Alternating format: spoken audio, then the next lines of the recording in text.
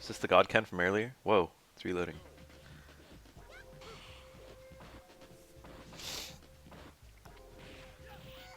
That roundhouse might have been a super. Maybe not. A super would have worked there and you had the meter. But getting stand roundhouse when you wanted a super is not so common. It can be.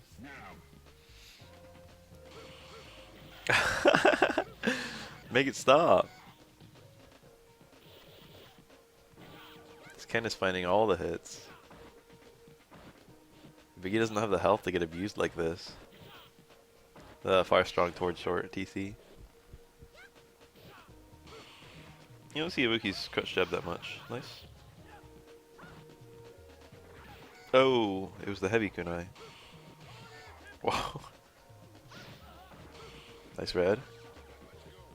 Getting anti-air parries often does not give you a punish.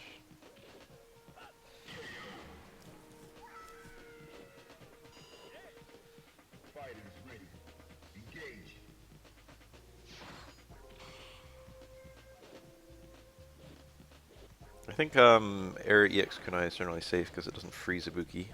So even if the opponent parries it, it's not a hard parry. Oftentimes a single parry will nullify both EX kunai because they hit within one frame of each other. Nice. I like the neutral jumps. It's a very passive way to play. Ibuki is best played passive, I feel. Hi. I'm doing okay. I just started streaming. Hello. I got work later on today.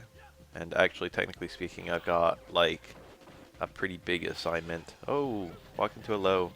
Might have been buffered. Nice, that's over.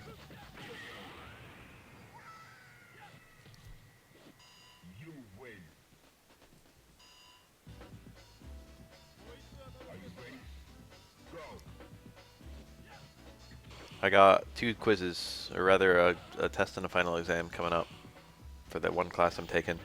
I can take them both whenever I want to, but I have to take them both before the 15th. And I've got to read 3 chapters, and the quiz is going to be about those 3 chapters.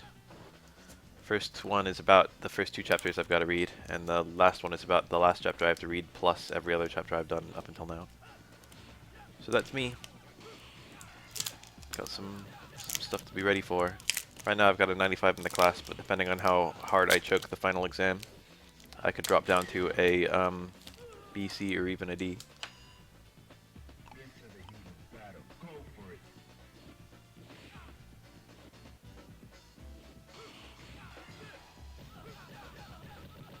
But the automatic grading that I posted to Twitter got fixed by the teacher, so I didn't actually get fucked over by either of them.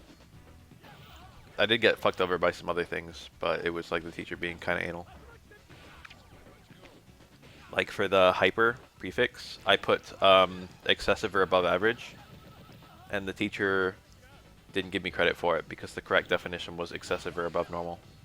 And that was on a closed book exam. It's like I thought above average was above normal.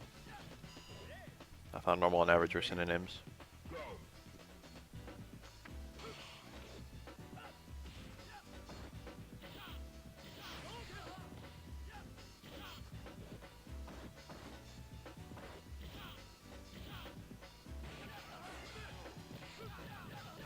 Interesting anti-air.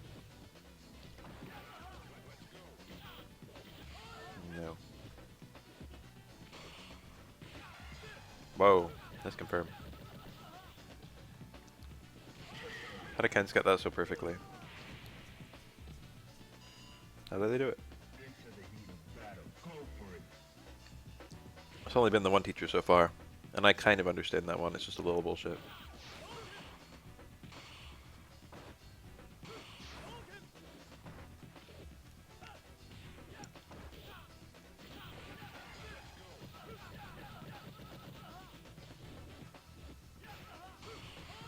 Oh, nice.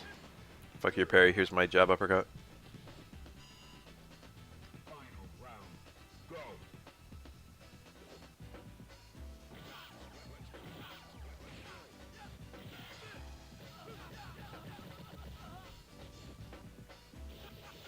Nice. Empty jump. Short jab short.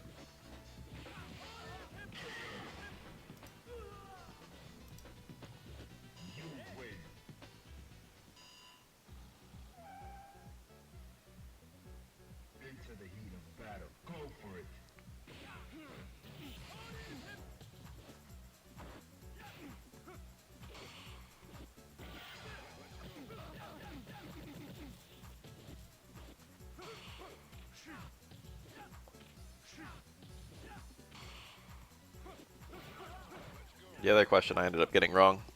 The arteria venous fistula. That was the name of the. That was the correct answer. Arteria venous fistula.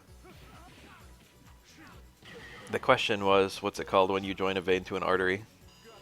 And I put arteriovenal fistula. But arteriovenous was the correct way to write that, and I didn't get credit.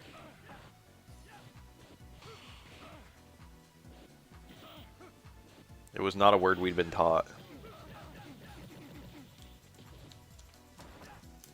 It was just a word we had to figure out.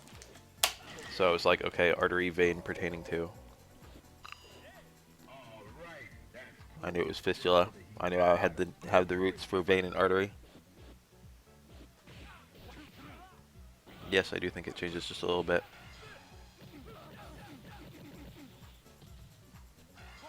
I was gonna hit. I think that's true, actually. I think Chun-Li does become top 1. Yun doesn't really change in a best of 5 format. The cycle of Yun getting meter and using meter is very, like, I don't know. It's not significantly different going into the round with full meter versus not. Nice.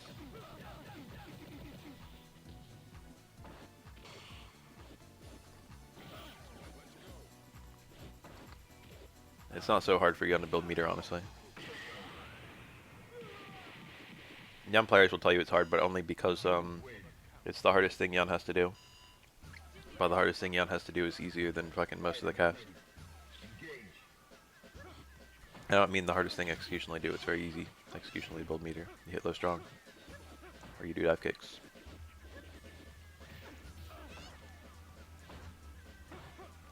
See that?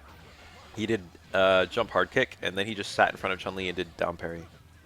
I always feel so greedy when I do stuff like that. I feel like I'm like cheesing the game. It's definitely risky, but you know, naturally there's no like moral argument against it. Nice. Good buffer.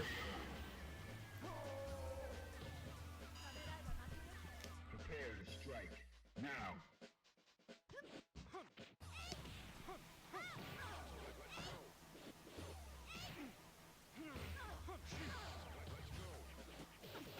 Nice. Confirm. That wasn't point blank, but it doesn't need to be point blank. So it has to be kind of close. I don't think there's any character Dudley can get 3 low shorts on though. Maybe there is. No, Dudley does it. I don't know. Someday.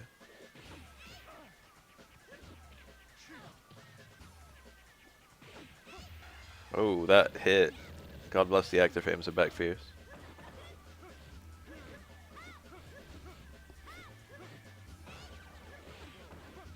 This Chun-Li's picking some weird normals. That back fierce could have been super cancelled, but it's... I don't know if you can still do the confirm if you don't do a Kikoken. He didn't do one. I don't know if you can raw confirm back fierce or if you need the Kikoken to extend your cancel window. Into the heat of battle. Go for it.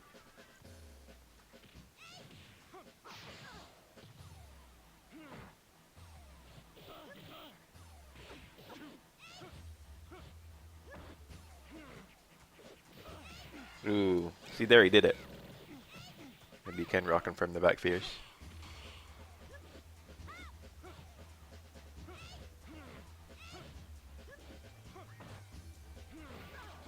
Very nice. Tons of damage on this and the 50-50 can kill. Oh, so much for that. We didn't see the parry freeze because the footage cut it off. I mean, we saw the parry freeze, but we didn't see the parry color.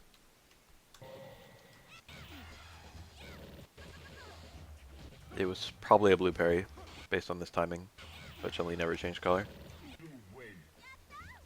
If Dudley does the towards roundhouse earlier, it's a red parry and it's harder.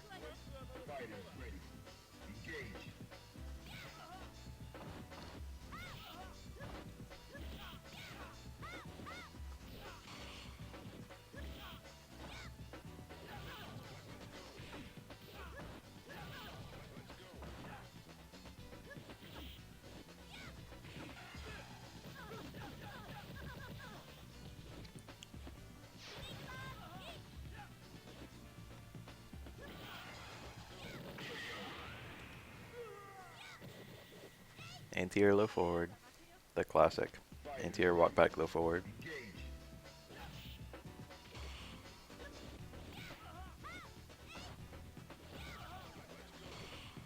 Shoutouts to high blocking Chun-Li's low roundhouse.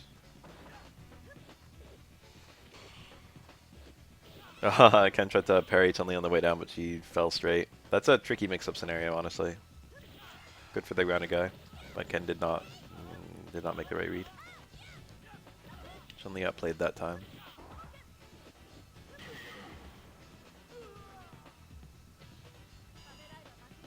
Are you ready? Go. That Kara throw, the confidence. He walked in from so far.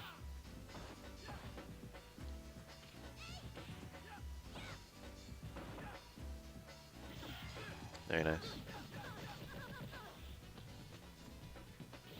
Oh, that's... I would not have seen that cross up. Sneaky, sneaky. Oh, no super there. That'd have been nice. Oh, there it is. Very late cancel. Still got it. God, I love that frame. Keyframes in Third Strike are so good. Win. Chun-Li with her mouth open while she's doing like a full standing split, kicking the opponent into the air. Looks so good. Chun-Li's animations are beautiful, honestly. Which is why it's a shame that she's such a cancerous character.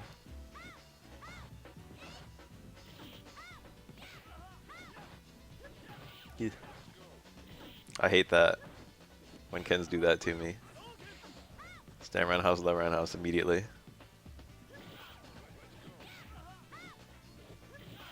Nice. I feel like a goof every time I get swept by a Shadow. Even though like Shadow Sweep is a pretty good button, I feel like I only eat it if I'm bad. I don't eat it that often. Oro can't even always punish a Shadow Sweep. He generally can. Stand forward punishes it at most ranges.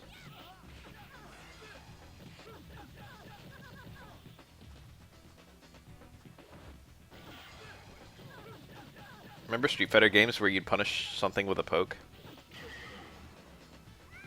That's what SF5 is missing. Are you ready? Go. Punish an unsafe poke with a poke. That honestly is what SF5 is missing. There, I said it. That's like real. That really is what SF5 is missing. It's unsafe pokes that are unsafe to pokes. Most unsafe pokes in SF5 are weak to they're like advancing, and they're weak to like 4-frame buttons.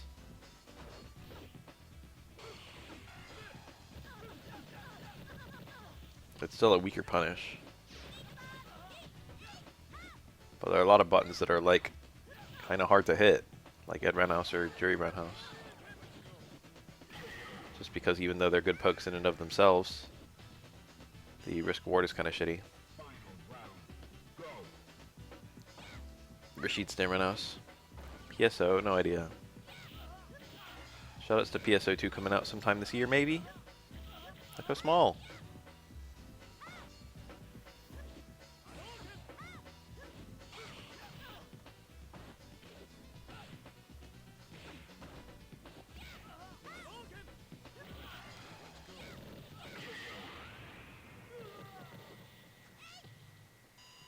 You win. Prepare to strike. Now.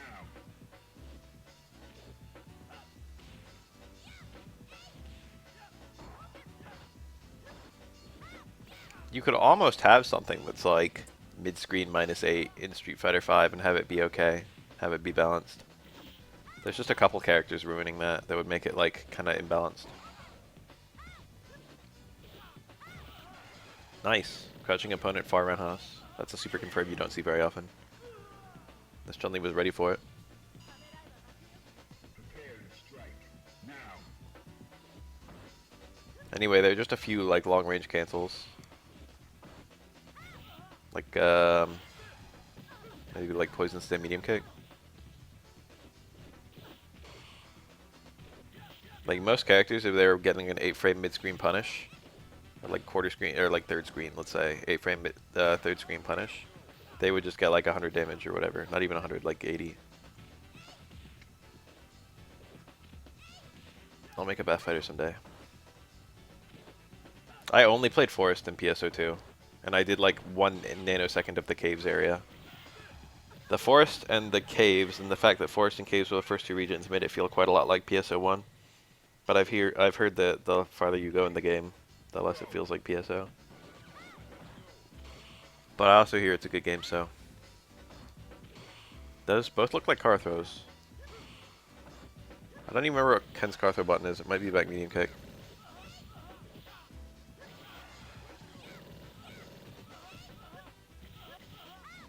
I honestly like. I've only played Fantasy Star 4, and I only played it for 10 seconds. So if there were callbacks to other Fantasy Star games, I wouldn't even recognize them.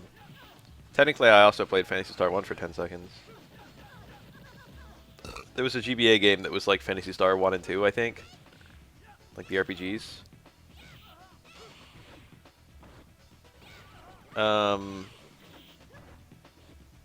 And it was weird, and I didn't play it very much.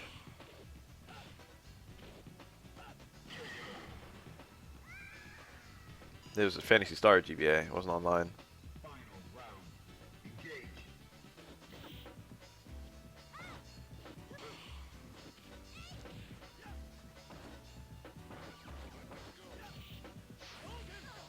I know the whole series from online onwards. I think there was just 1, 2, 3, and 4 as RPGs.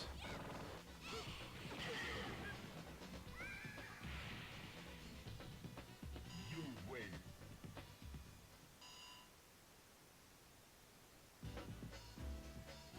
Into the heat of battle. Go for it. The PSO game on GameCube is Episode 1 and 2. Favorite JRPG? Paper Mario's pretty strong. That's a good one. Any of the Pokemon games are usually pretty good. I don't know if I'd call either of those my favorites. Dragon Quest V is a very strong contender for my favorite JRPG. Final Fantasy XII would probably be my number 1. As far as I'm concerned, Final Fantasy XII is a near-perfect game. I played the Super Nintendo Star Ocean. I don't remember the subtitle if it had one. It was a translated Japanese ROM. And I didn't beat it. I got like a little ways into it. I got like a few hours into it. But I don't even remember because it was fucking ages ago. I was like 12 or 13.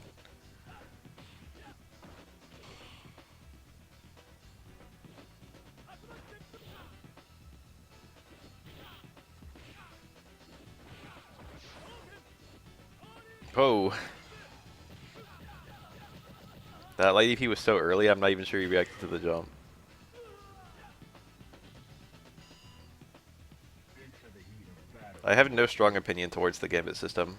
I feel like it's the natural evolution of JRPG battle systems. I feel like fundamentally, I've talked about this before, fundamentally in most JRPGs, you're just kind of doing the same thing over and over. It's like you click attack, you click attack, you click attack. Maybe if the enemy's weak to fire, you just like cast a fire spell.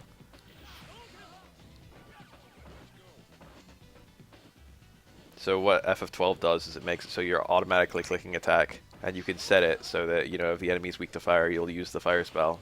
And that way you don't have to constantly choose it.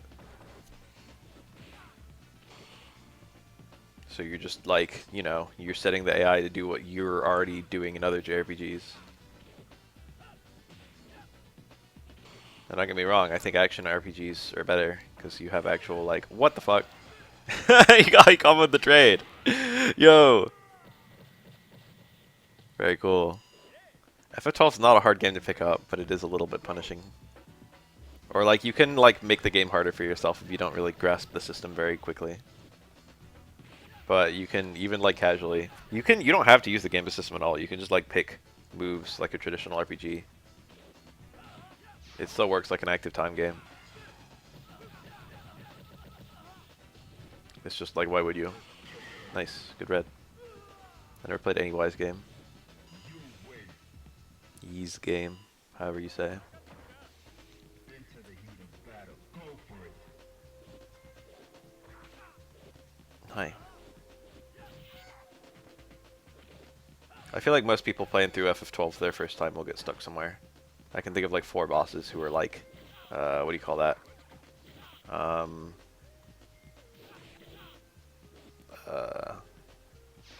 I don't know. I don't know. There's like a trope for that. The boss that everyone gets stuck against. Whoa. Jump jab. I can probably double parried. But Ibuki actually just let herself recover and then did another air attack. It's pretty funny. I want to try FF7. The new one? Or like the old one? Just play it. What the fuck? That one boss, yeah, that's a good one. I don't know if that's the one I was thinking of. But that's definitely applies. It's probably better than the one I was thinking of. Or maybe it is the one I was thinking of. That one boss is definitely the boss that you get stuck against. Fighters ready. Engage.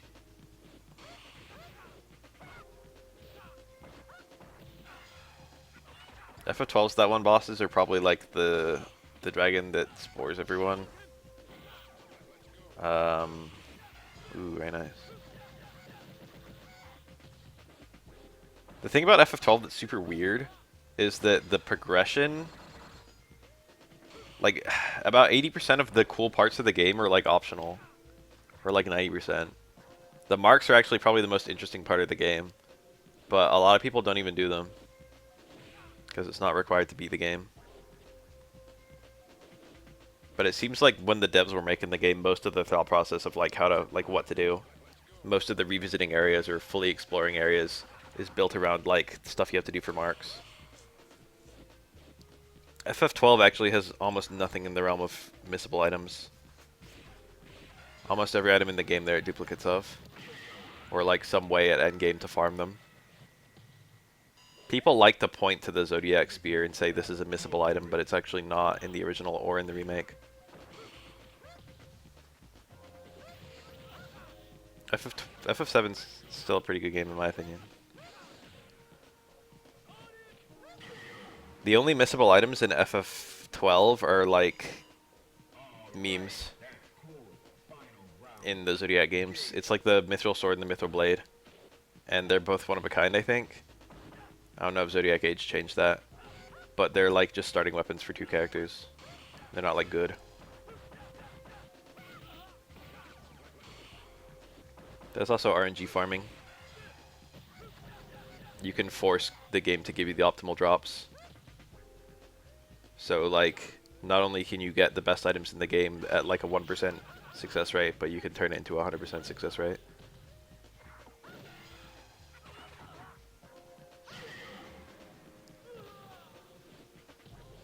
You win. Are you ready? Go.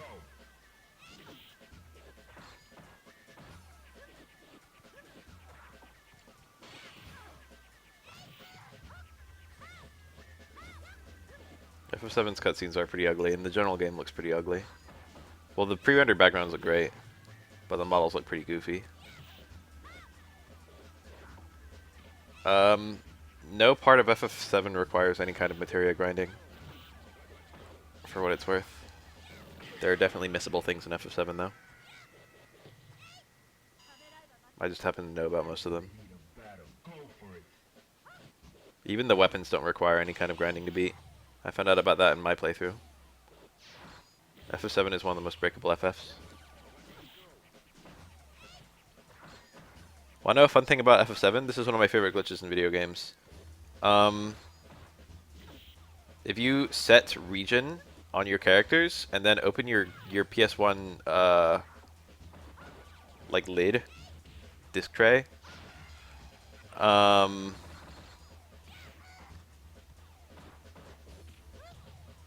the regen will just work forever. The game won't load when it's supposed to wear off. Prepare to strike. Now. So you'll just slowly regen up to full HP, and no enemy actions or player actions will load. Nice punish.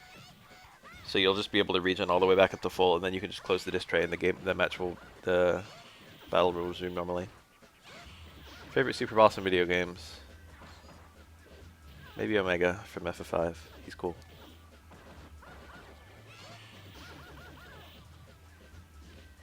Nice. Very tempting to parry there, but Raida is safe and also kills all parry attempts. Now.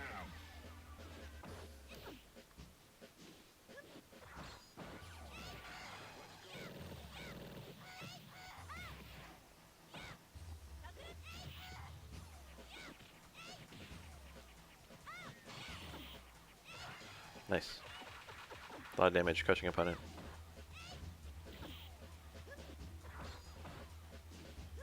Ibuki's just so safe. Oh no. I wonder if Super would have beat that. It might have hit Chun-Li to immediately land on the ground because she's like airborne or something. I like Kingdom Hearts, but I only played 1, 2, and RE Chain of Memories. And my favorite of the 3 was RE Chain of Memories, followed by 2, followed by 1. I got like the best ending in all of them. I did both 1 and 2 on Proud Mode. I don't even remember if RE Chain of Memories had difficulties.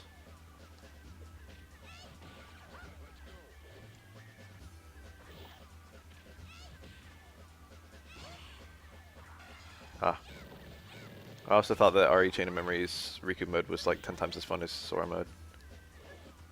Oh no, she's being squished.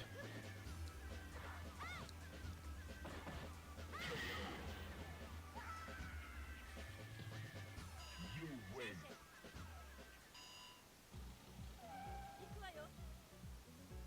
Into the heat of battle. Go for it.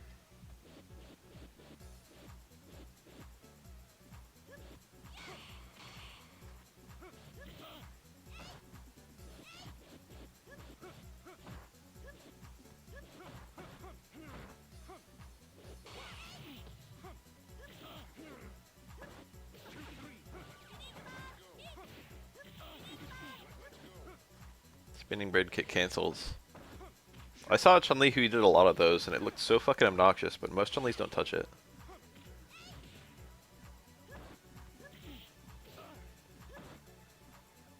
All I did for all of RE Chain of Memories was abuse the slights. Particularly the 21 slight, I remember being really powerful. 777 or whatever.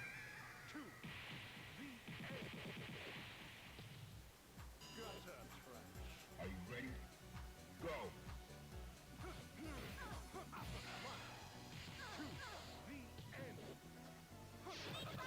That sucks, she fell out.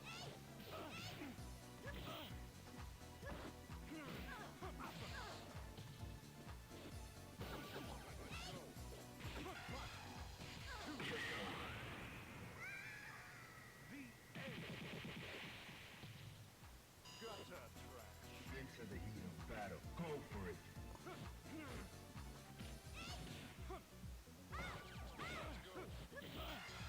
Nice with punish. If Dudley dies to another super heal, he'll be going into round 3 with like Chun-Li not that much meter. Looks like Chun-Li's gonna win without spending anything. It's pretty bad. Pretty bad for Dudley.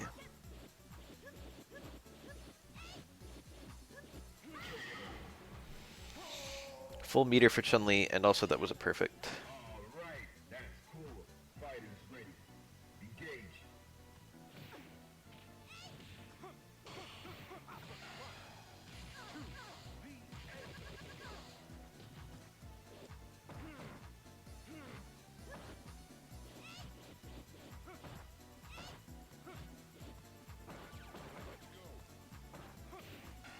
Is that the right frame? Okay. That didn't look right to me for some reason. You win.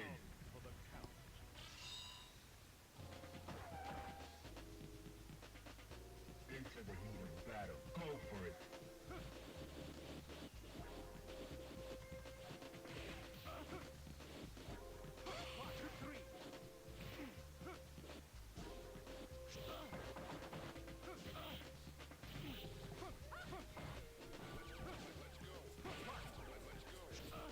Jump jab. Oh, red. Ibuki might need that to get a good punish. Oh, got the combo. You see that? Beautiful. That only works on certain characters. EX uppercut to an air combo.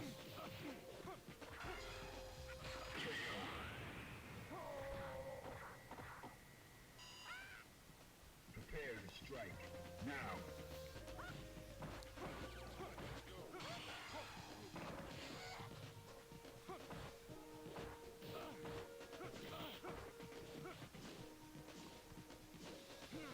Is this really how you play this matchup? Space slides. Making it look good. Nice.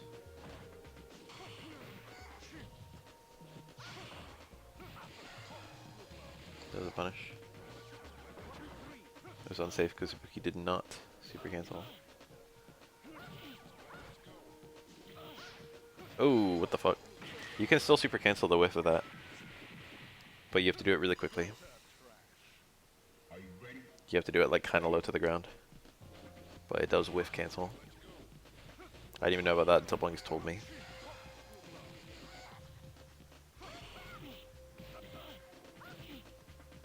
Towards roundhouse. Close roundhouse would be the more normal thing to do there.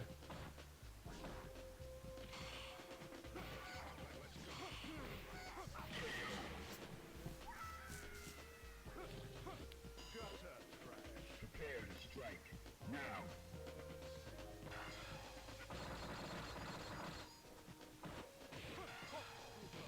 That's a series that grew with its viewers.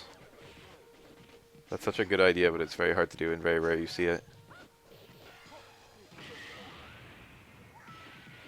Who's really a kid playing Kingdom Hearts 3 as their first Kingdom Hearts game?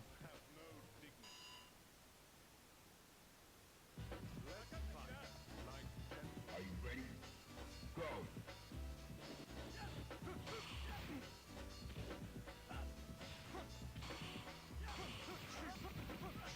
You guys know Banana Splits?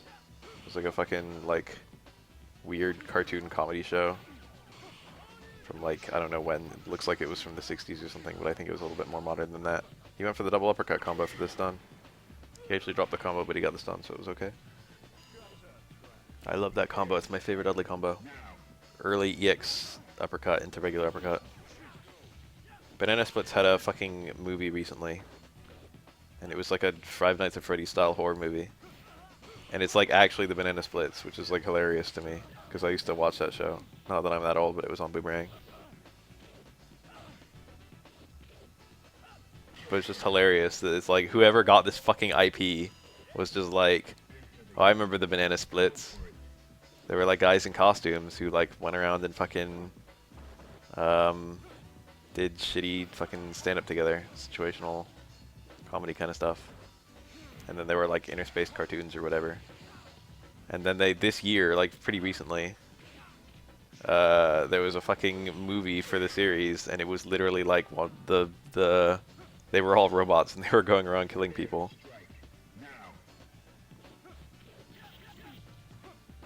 That's such a weird, cool place. Like, no one cares about the fucking Banana Splits, like, IP, you know what I mean? It was such a cool way to resurrect it. There's no one who was going to be offended that it was resurrected in a horror way.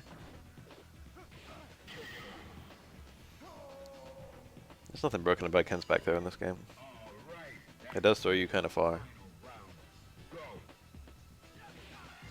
Is that close enough? Yeah. He even got all the hits. Standing opponent, no super. He didn't have the super anyway. Nice. Oh, it's 4. That's the medium kick, hard punch, TC. That's Dudley's best anti-air TC. Although Dudley has like 5 other good anti-airs. That's probably the easiest and most effective one.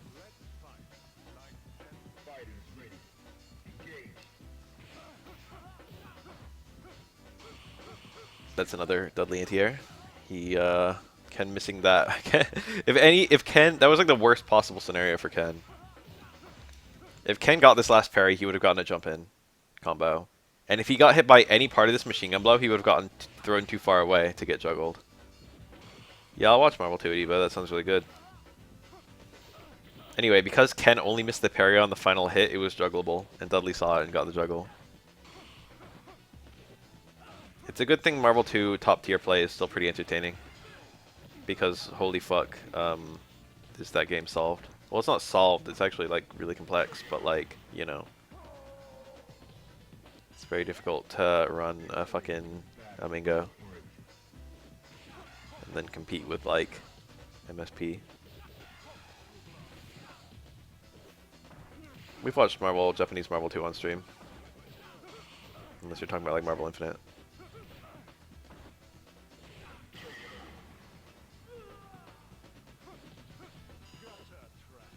It was a while ago. Go.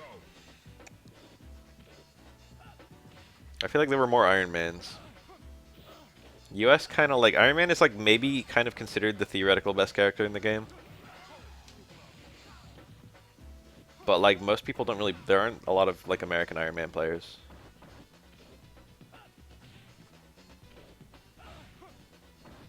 The Japanese footage we watched had like everyone was playing Iron Man.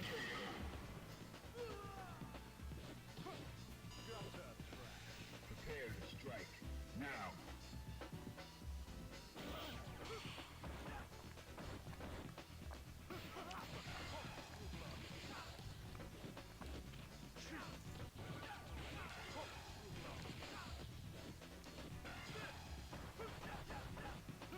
Nice. You win.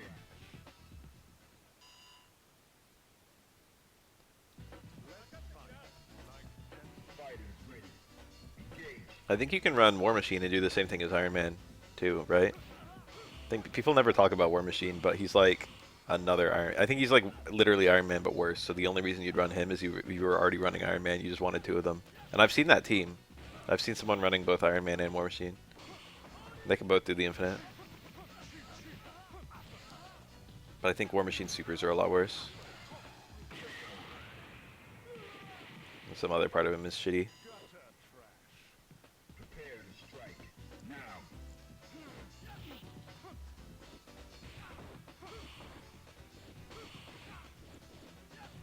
Sang Soon. Shang Tsung?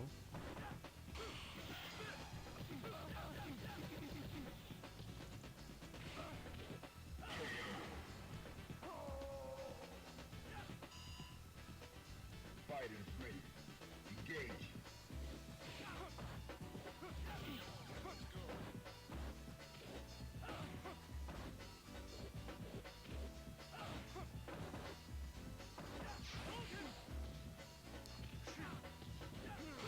Oh. Optimal punish too.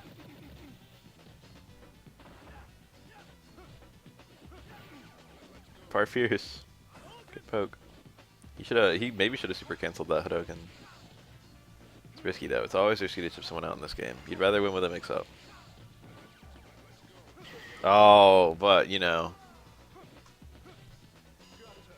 Dudley was doing a jump there, trying to not get hit by a wake up super, I think. It was probably empty jump, like parry, trying to parry an uppercut or like jump over a super. My best guess.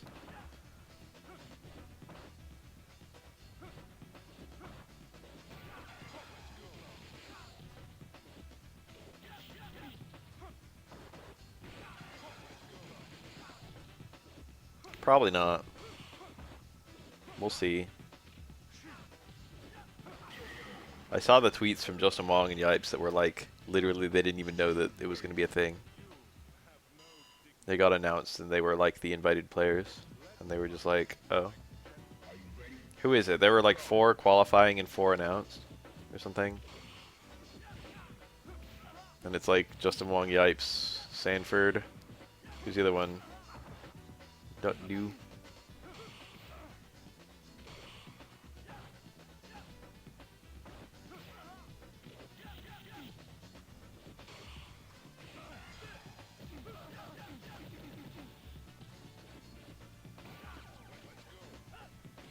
He actually got the air hit.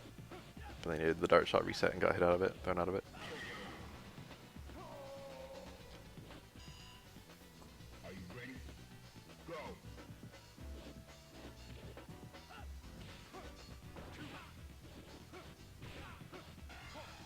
Whoa. That's a punish. Oh, it's not a punish. He was too far away.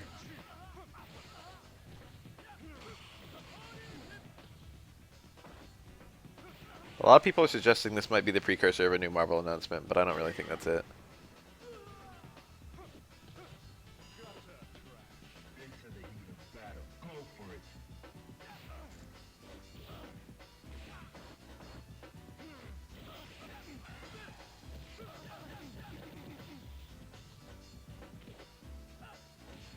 I think Mr. Wizard just has a weird relationship with Marvel now because of the controversy with Infinite like 2 years ago, and because of Marvel's history at Evo.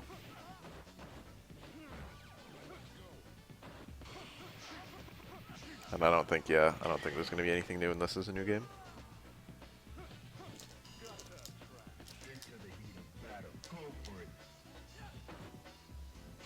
I don't find Marvel 3 that interesting to watch.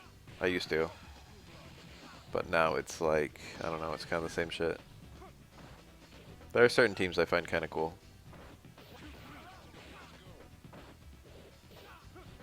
Certain players I like watching, like Royal Flush. Like I Heart Justice. But Zero May Cry puts me to sleep.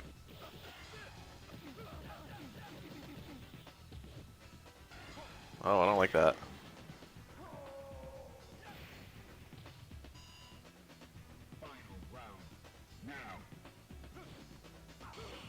Nice. Anti-air just uppercut is pretty weird for Dudley. He's got a lot of things that have that approximate function but are way safer.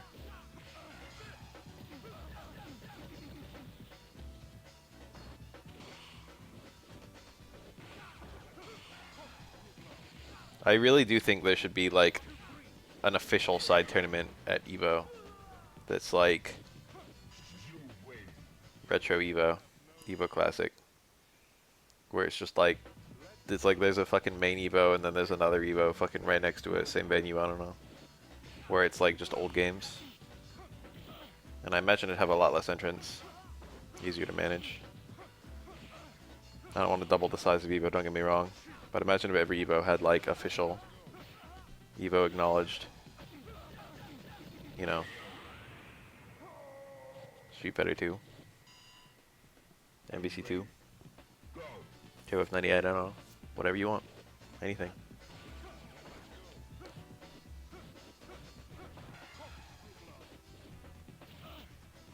Just pick like, there's so many fighting games, just pick like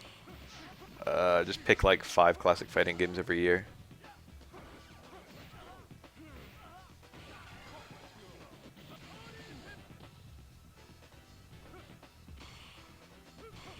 Here's our fucking Street Fighter EX. Here's our Tekken 3.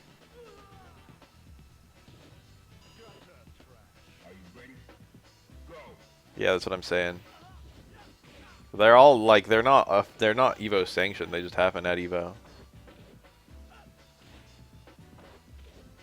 They're not chosen by the fucking Evo bigwigs. It's just like someone goes and it's like, hey, anyone want to play Cross Tekken with me? And he fucking brings the consoles and makes a Cross Tekken bracket, and whoever joins joins. And it's up to like local recording. This is the pre-work bath when you normally get the post-work bath. I'm working late tonight.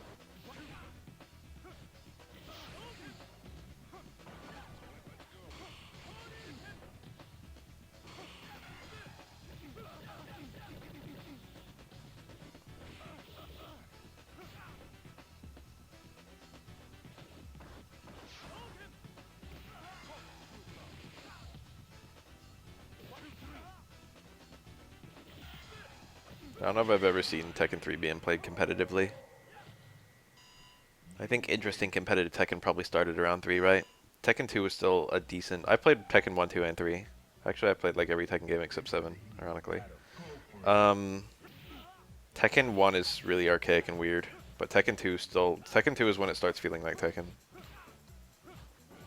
So, like, I would believe if people played Tekken 2 competitively.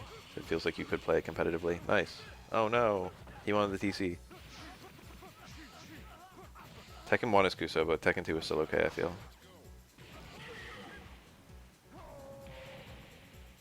There's like a big shift in Tekken 6 where it feels like they tried to make combos standard with like rules. Nice cross up, that was invisible.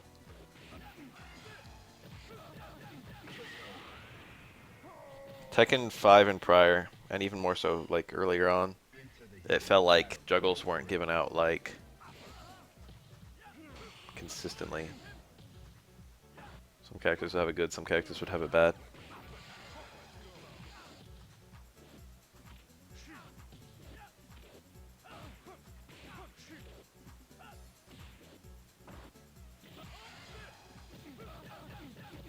Tekken 4 is considered to be the most Kuso one, I think, but it's not because of bad game mechanics, it's because of bad balance. You win. I saw a Twitter clip where Jin literally did like a round 1 sidestep and then got a juggle into a touch of death.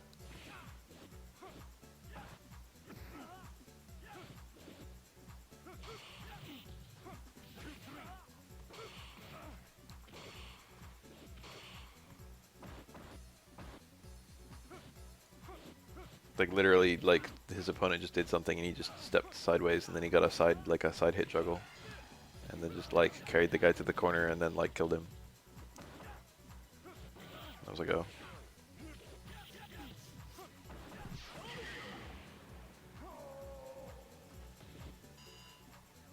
Are you ready? Go. Tekken 4 Jin is massively overhauled from Tekken 3. It's like an entirely different character. And they made him pretty crazy. You can feel the differences. Like stand 4 for Jin causes like a crumple in the older games. You get like a full combo out of it.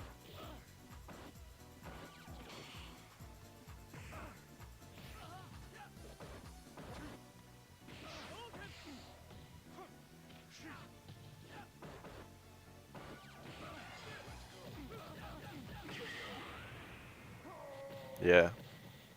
Tekken 3 Jin came back as double Jin. Prepare to strike. Got a laser beam. All the same combos. Look at that. Who parries that? Not me.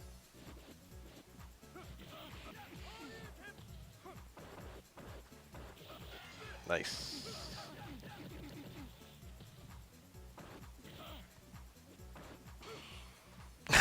Oh no. Was that deliberate? It feels like it might have been. You win. It's like you parried me, but your punish will get corkscrew crossed. Cross countered, excuse me. Strike. Corkscrew cross is the Ultra 2. It's the renamed corkscrew blow.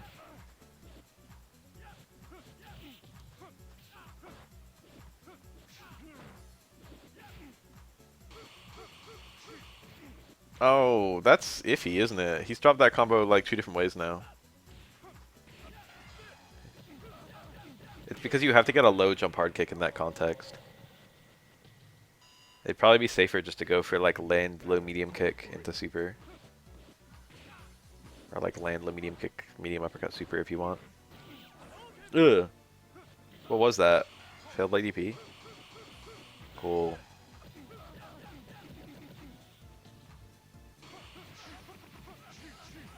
It's so badass seeing a super get parried.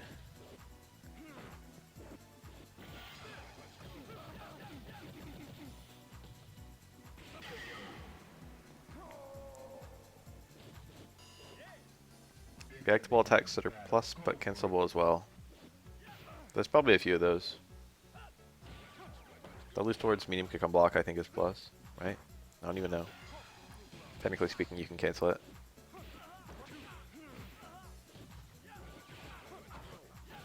I feel like there's probably a few of those in this game, but no immediate one is coming to me. A lot of jabs are.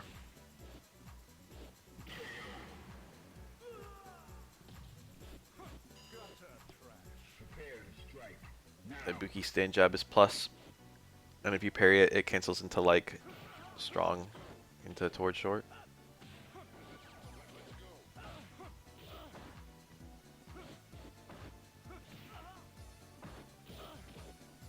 Eh. A lot of the time you can parry and then block past the cancel window and then still punish. Is the downside.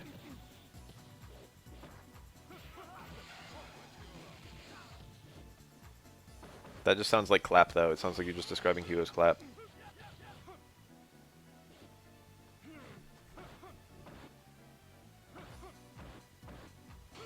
That only cancels to supers though because it's a special move. You win.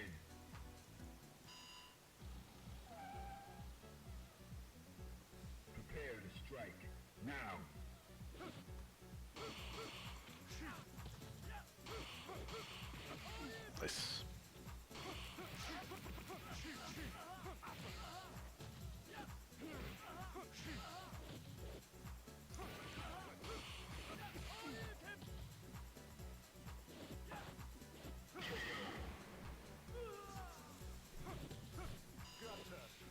Fighters ready. Engage.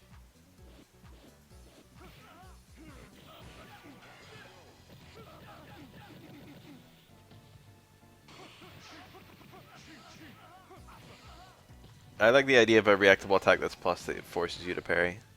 I feel like this game kind of underutilizes that. But the parries are kind of too easy. Not that I dislike the parry window. I actually think it's good that it's that long. Are you ready? Go. Parries should be easy if you have the read, I feel. There's no point in like having parries be unnecessarily hard for no reason.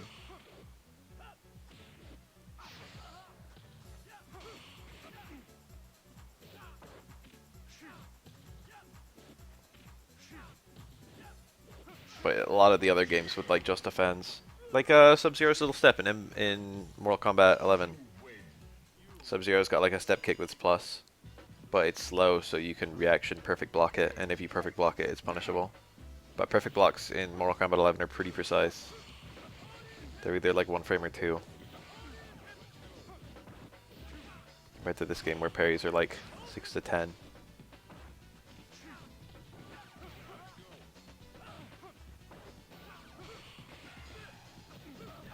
So like a move like that would be very shitty in this game. Fighters ready. Engage.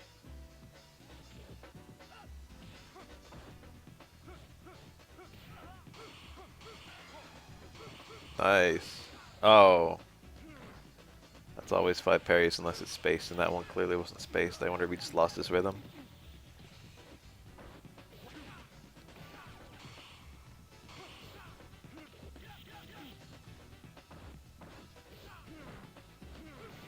Wow. Counterpoke the low roundhouse with Crutch Fierce and then super canceled it. What the fuck? Are you ready? Go. I watched a 2020 era Mortal Kombat 11 tournament, and it's still okay to me. It's not great. It's definitely not as fun to watch as Mortal Kombat X was, I feel.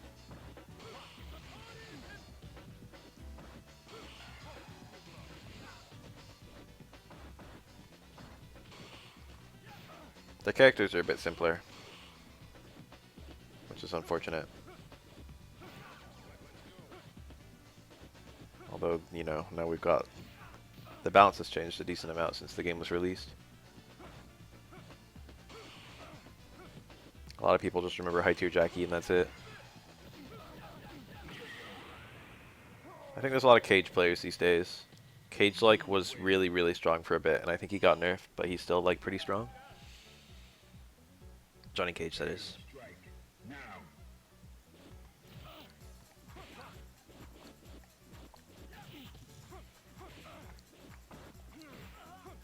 The recent tournament I was watching had Biohazard playing what's his name? The Fighting Dirty Kano? I don't remember. That's not it. I don't remember. Dirtbag Kano. And the last time I looked at Dirtbag Kano, he looked really shitty. So he must have gotten buffed. Yeah, people hated Garrus.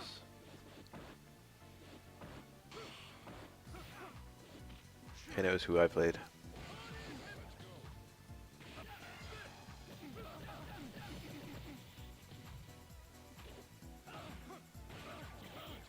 I've never even looked at his third variation. Jackie and Jax are... I don't know, I have mixed feelings on Jackie. But Jax I really like watching. His special moves are inherently kind of cool, I feel. I like his like corner push and then like powered up corner combos. I like that being a thing for him. He was a joy to watch in both MK9 and MK10, honestly. And he was very similar in both games. Well, not that similar.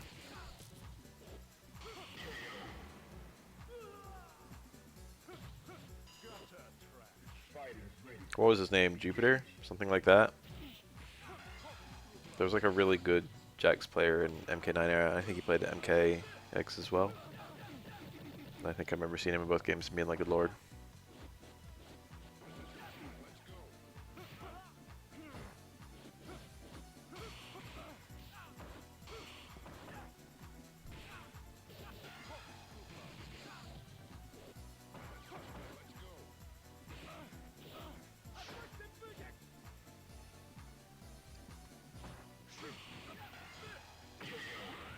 NRS's non-fighting games have been like, what have they even made that weren't fighting games?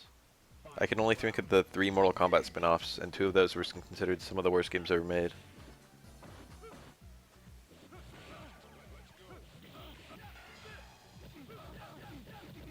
Shaolin Monks was pretty well received, and now it's got like a cult following. But Special Forces and Mythology Sub-Zero were considered to be like horrible. I would play fucking a Looney Tunes NRS game, to be honest. Good lord, a Looney Tunes NRS fighting game. I would 100% play that. I would main Daffy.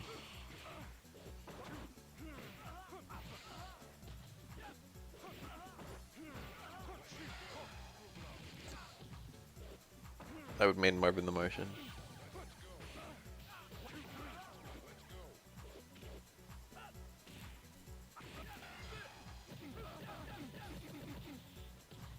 A horror game? Oh, I feel like Mortal Kombat could translate into a horror game without too much difficulty. Prepare to strike. Now.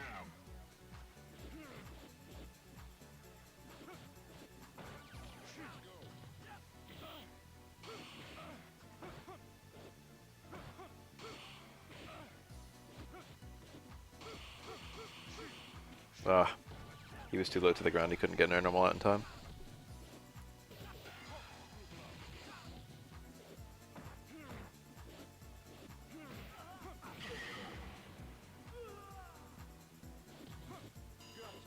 I really like Shaolin Monks. I've beaten it on stream like 3 times at least.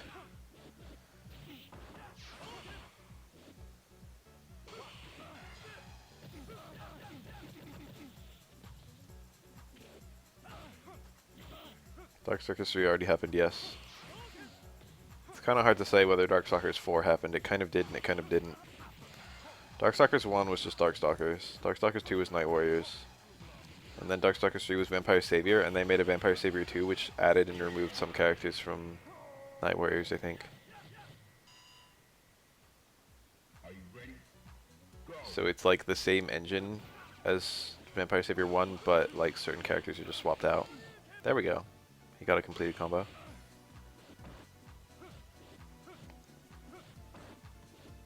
So sometimes when people are talking about Darkstalkers, the new game, they say Darkstalkers 4, and sometimes they say Darkstalkers 5. But really, it's kind of like 2 parts of the third game in the series.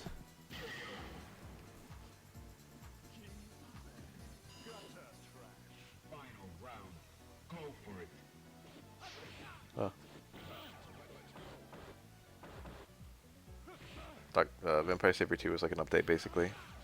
But it, like, because it doesn't just add characters, because it takes some characters away, it's like kind of split whether it's even a better game than Vampire Savior 1. I think people usually play Vampire Savior 1.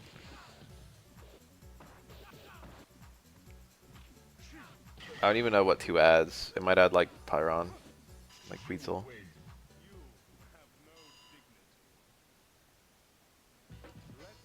Don't look at me. Fucking lack of memory or something, I don't know.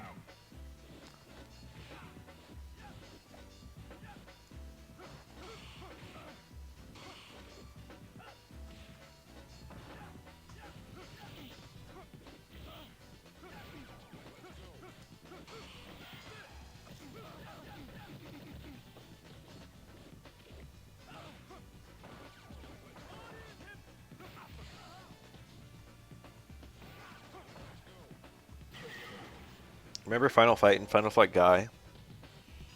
Final Fight had 3 playable characters on the arcade version. And when they ported it to Super Nintendo, it was just Cody and Hager, because they didn't have room for all 3. And then their solution to that was to make another game called Final Fight Guy, and that one was Guy and Hager. So there were 2 different versions of the game that you could buy. You could buy one with Cody and Hager and one with Guy and Hager.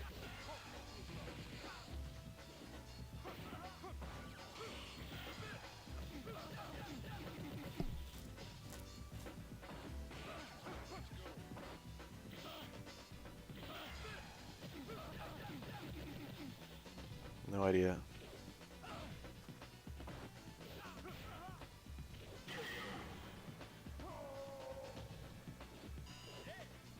Fighters ready. Engage.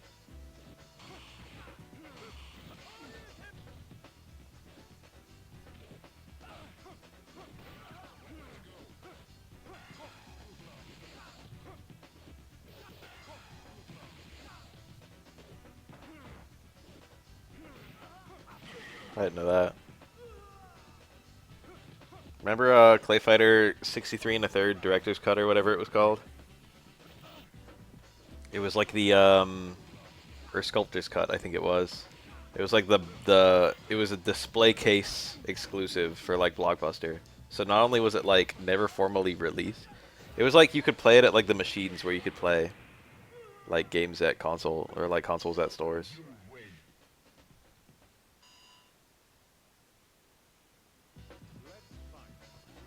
And now it's considered, I think, to be the rarest NTSC N64 game.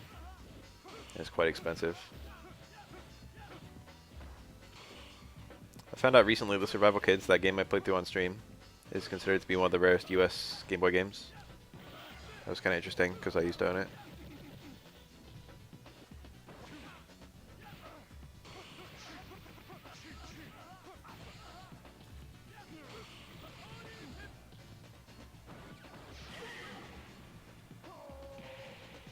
That was a pretty parryable way to win.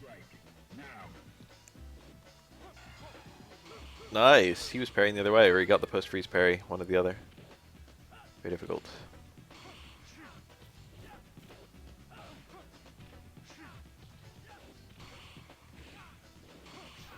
That's Horde's Chab. Help.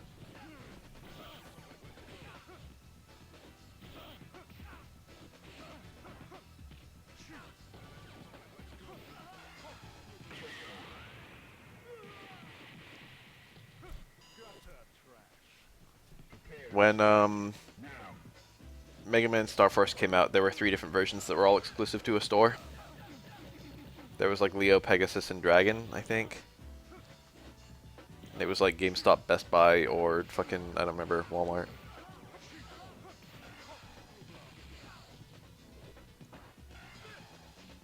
Wow. Thrown out of Shipu.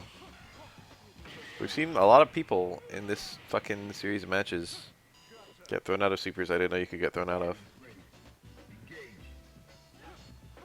That's probably frame perfect to throw someone out of Shipu.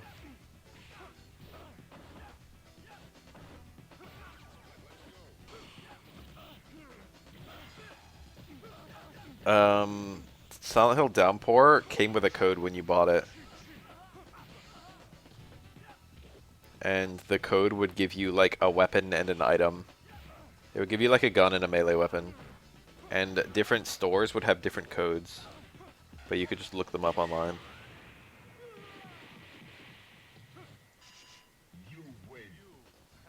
But whatever code you used on your game, it was like, it would stay between playthroughs. Are you ready? Go.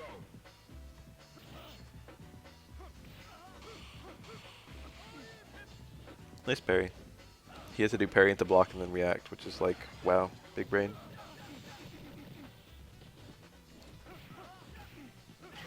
Oh my god, Farfuse. Downpour, like twice you lose all your shit. It's not a huge deal. Downpour is a pretty silly game. You don't really care about the items you're holding, honestly. It's just nice to have a gun. Because a kind of stupid oversight of Downpour is that guns never break as melee weapons. You could use guns as melee weapons and they never break. And that made guns significantly better melee weapons than any other melee weapon in the game, even though they didn't do as much damage. You were way better off hitting someone with a gun than you were hitting them with like a fucking shovel. Prepare to strike. Now. I actually like Downpour. I have a generally good opinion on it. The only thing I think is really terrible is that scene with the fucking children and like Murphy trying to sing. That's like objectively bad and I can't believe it's in a fucking air quotes AAA game. But I think most of the game is pretty cool.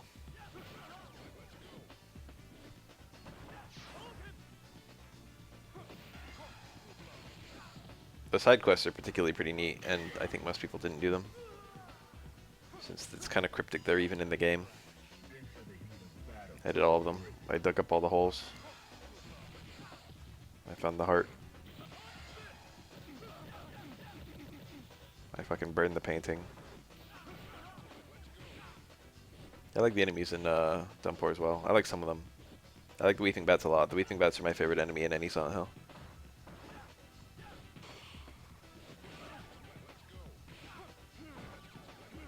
Banshees are pretty annoying.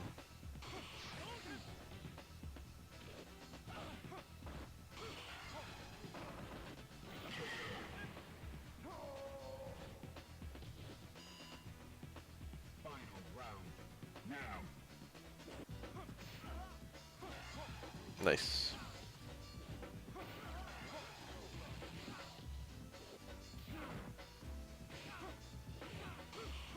Nice.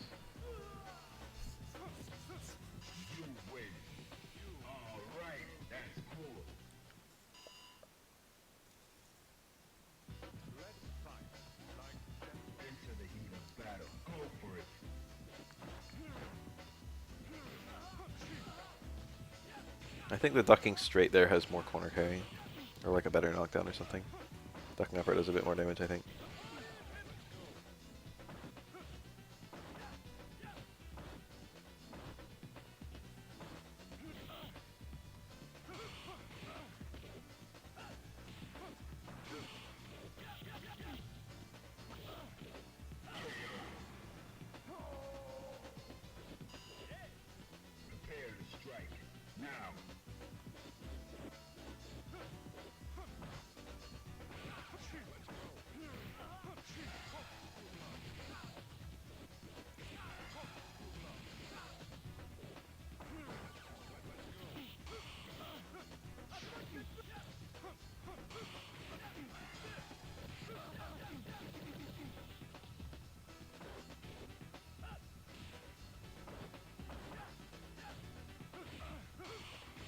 Nice.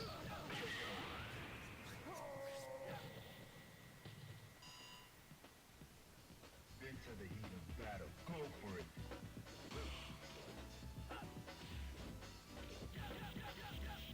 it. All 6? Totally didn't hit shit.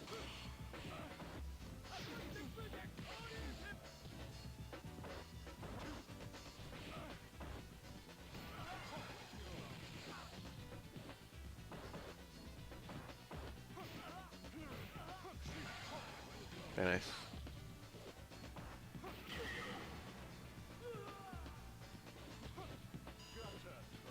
Are you ready? Go. This gold can is so good. Oh no, he wanted that while Dudley was still midair.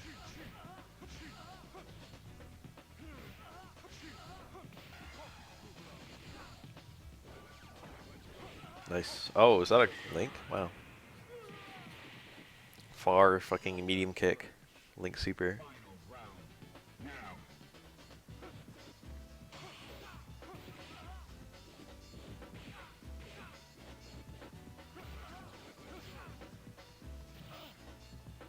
Dudley can just like get the super off of anything. He doesn't give a fuck.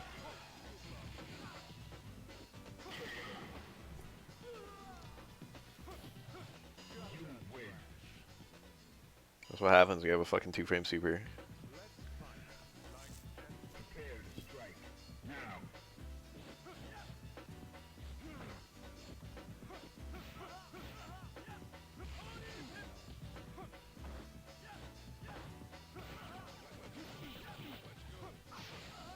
Yeah.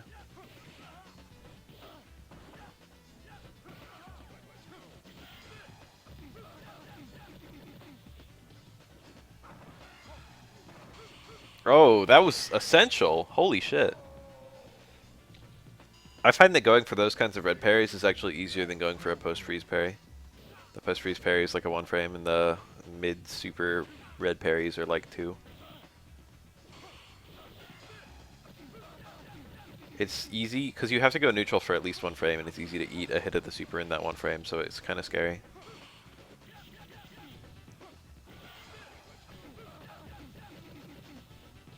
But like if that doesn't happen to you, then your red parry works.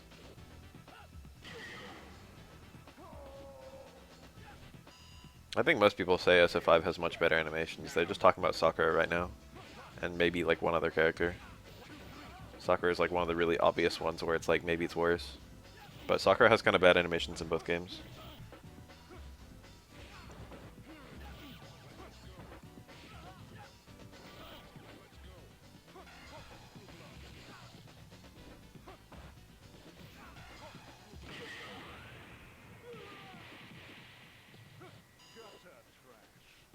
Fighters ready. Engage. Empty jump throw. Got teched.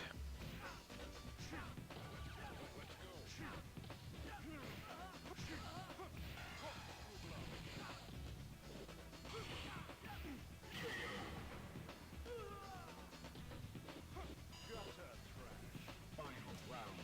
Go.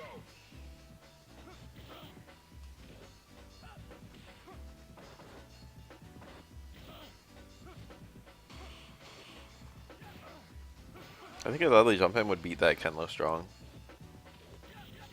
The Kenlo Strong is just working because Dudley's looking for the jump in parry.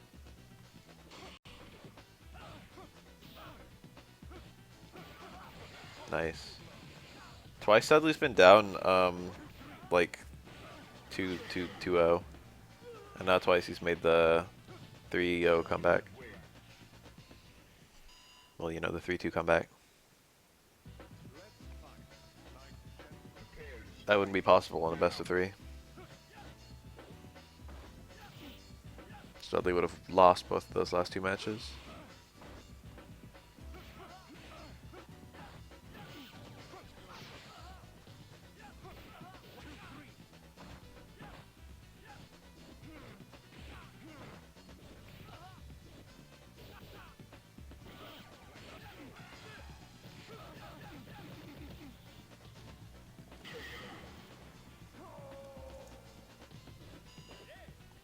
Fighters ready. Engage.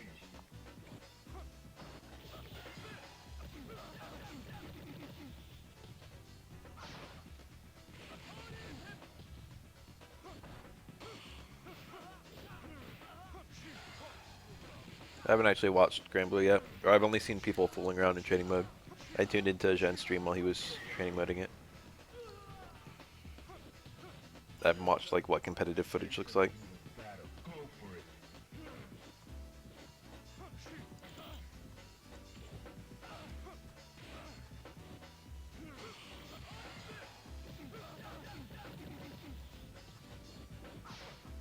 Oh.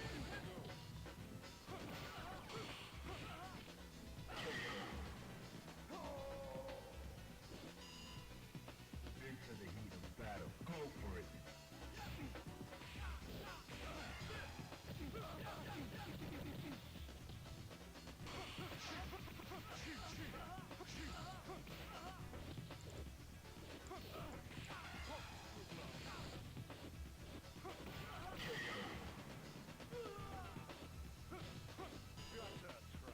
Final round.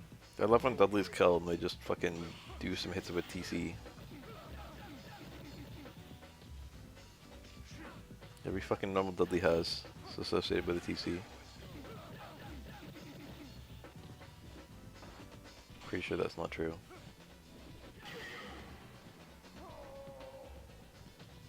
You win.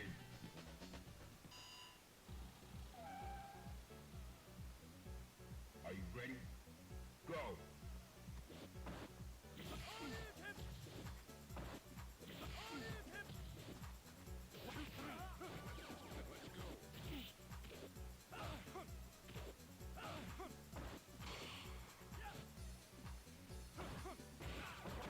That looked like him went for a parry, but a high parry, but the towards medium kick just hit him.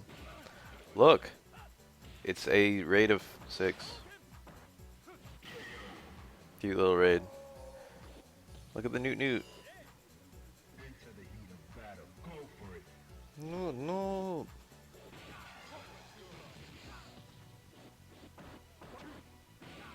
I'm not gonna say no to a raid of any size.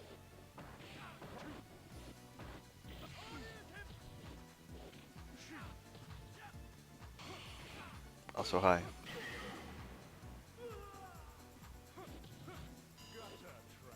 Fighters ready. Engage.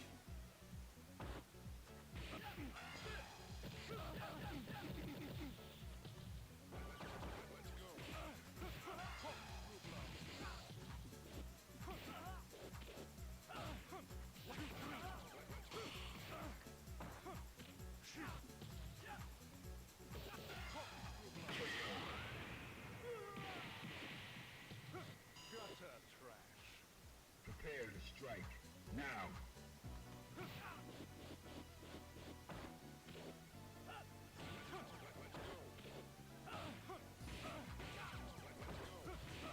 The meaty stand strong just worked. Again, didn't cancel it. Look how safe that is. Again, I think it could actually lose to air normal from Dudley though. But if that low strong is parried, oh, it didn't win there. Dudley's air normal. Maybe that is good against Dudley's jump heavies. Dudley's jump in normals are not actually that great. The vertical height of jump hard kick can be really good if you do it high up. But horizontally it's not spectacular, and jump fierce I think is even worse. Dudley's got a very low jump. Are you ready? Go. Those normals are kind of styled around that a bit.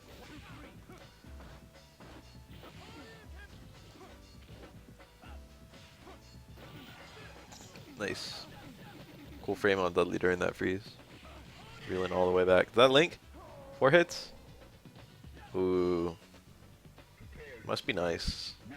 Having like a 3-frame DP or whatever that is. Parried on the way out.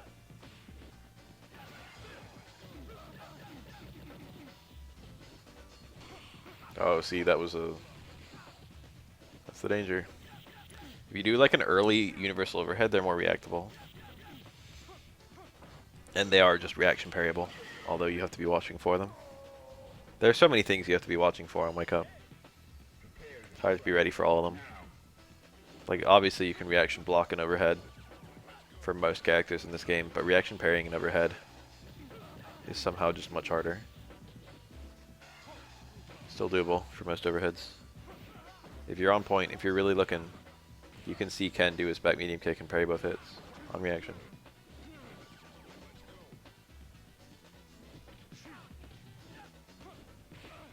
Ken can't cancel it or anything to make it safe.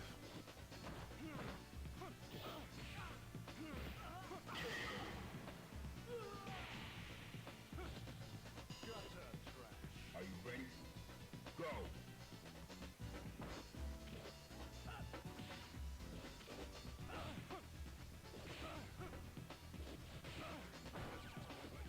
These anti-yellow strongs just keep working. There we go. That might have been an anti-yellow forward.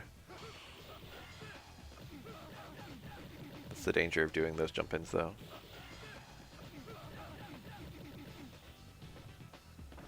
I like BB type more than fighters.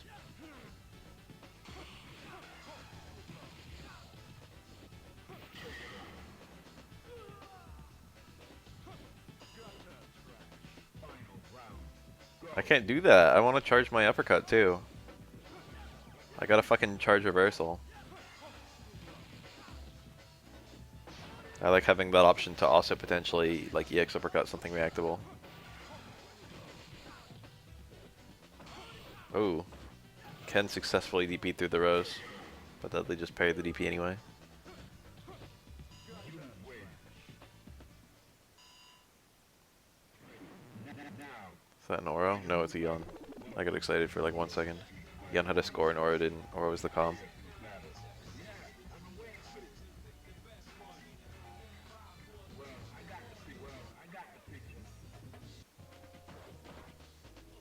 MBCI's tag mechanic is so nuts. It's unbelievably powerful, but obviously it's perfectly shared between, like it's perfectly balanced. Because both characters, both players have it. But it's so busted compared to like tags in other games where you're forced to taunt upon tagging in or whatever. Having like hard tags be like unsafe, going to having hard tags guarantee a mix up is such a weird jump.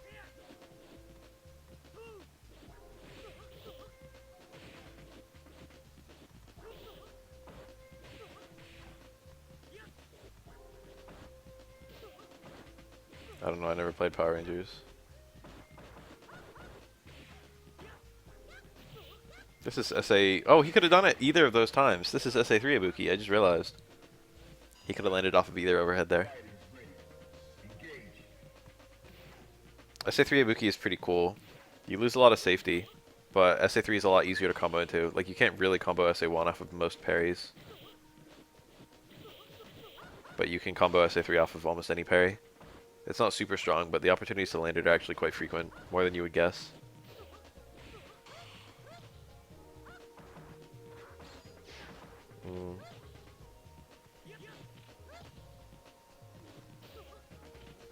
Quite a good Biki.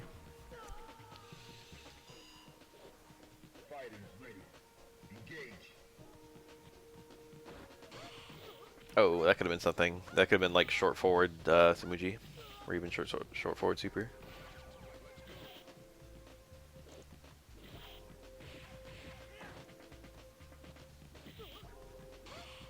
Oh, not air throw. That could have been super as well. He's like just sitting on the super. What's it supposed to control? He's deliberately not doing super. What the fuck was that? Not doing super in a lot of instances where it's guaranteed. Oh. That could have killed, I think, if he did the right ender. No super's off the table, though.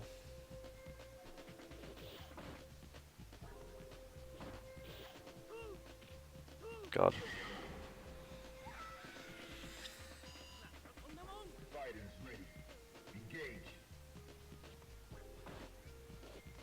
I remember hearing someone complaining about the lack of install supers in DBZ, and it made me laugh. It's like, this is the series that should have had 1 billion install supers, and it has like 2. I think the Budokai games had like install supers everywhere.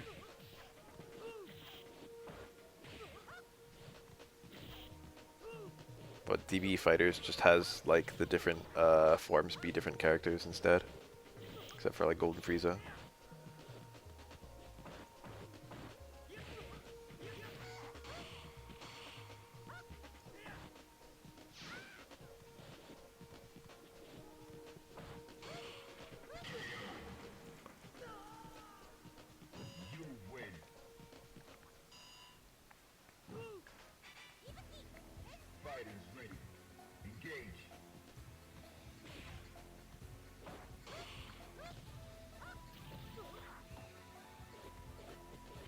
I like install supers.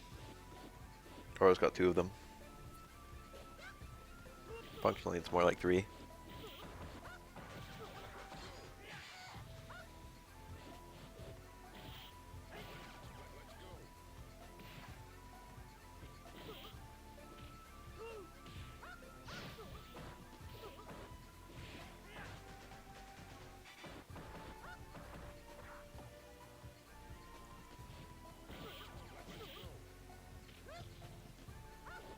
Damn, it sure would be nice to have an SA1 here. Okay. I wonder if shoulder would have gone under that, and I wonder if it would have been even worth going for, even if it did go under it. He was probably best off just parrying that knife.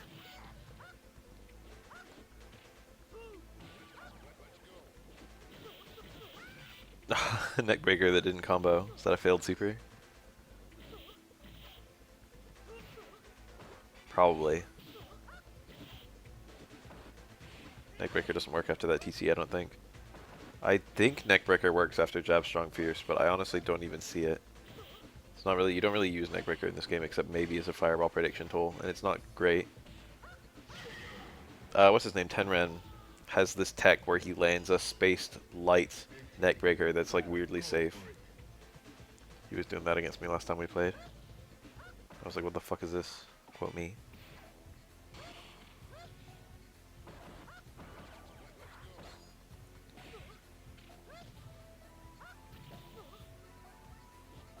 Tenren's so scary. He like solved me last time we played. It's not enough that he's just like a pretty great player. Consistent with his character's kit and all that. He also like actually looks at what you're doing. And preempts it.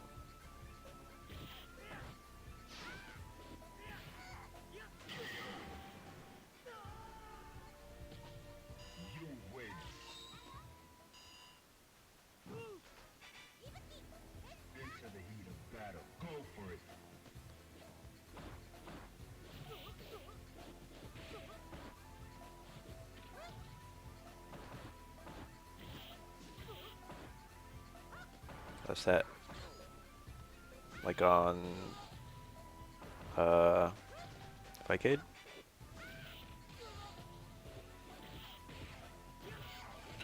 I could maybe be convinced to drop this and just do it right now. Because that sounds kind of fun.